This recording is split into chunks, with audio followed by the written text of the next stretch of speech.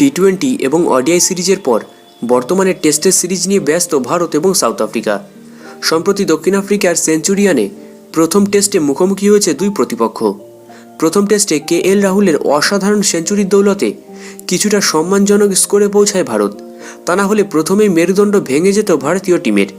প্রথম ইনিংসে স্কোরবোর্ডে 245 রান তোলে ভারতীয় দল, যার জবাবে প্রথমেই এডেন মার্করাম 5 রানে আউট হলেও এরপর ক্রিজে দাঁড়িয়ে থেকে নিজের 100 রান পূরণ করেন ডিন এলগার। অন্যদিকে বেশ কিছুটা সময় তার সাথে ক্রিজে কাটান টনি ডি জর্জি। তারা দুজন মিলে 93 রানের একটা ইম্পর্টেন্ট পার্টনারশিপ গড়ে তোলেন। এরপরে আর উইকেটের জন্য মরিয়া হয়ে উঠলেও উইকেট প্রায় আসছিলই না।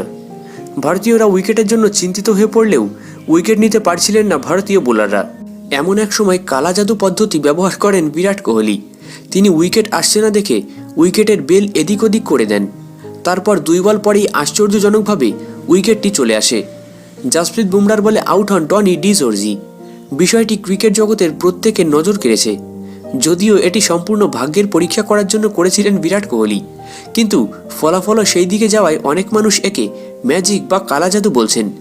যদিও এরকম বিশ্ব ক্রিকেটে প্রথম নয়। এর আগে এই পদ্ধতি ব্যবহার করেছিলেন ইংল্যান্ডের কিংবদন্তি পেসার স্টুয়ার্ট ব্রড। তিনি অ্যাশেজ চলাকালীন মার্নাস লাবুশেনের সামনে এরকম পদ্ধতি ব্যবহার করেছিলেন। ঠিক তারপরেই আউট হয়েছিলেন লাবুশেন। এখন বিরাটকে এরকম করতে দেখে সোশ্যাল মিডিয়ায় তাকে মেনশন করে এক পোস্ট করেছেন স্টুয়ার্ট ব্রড।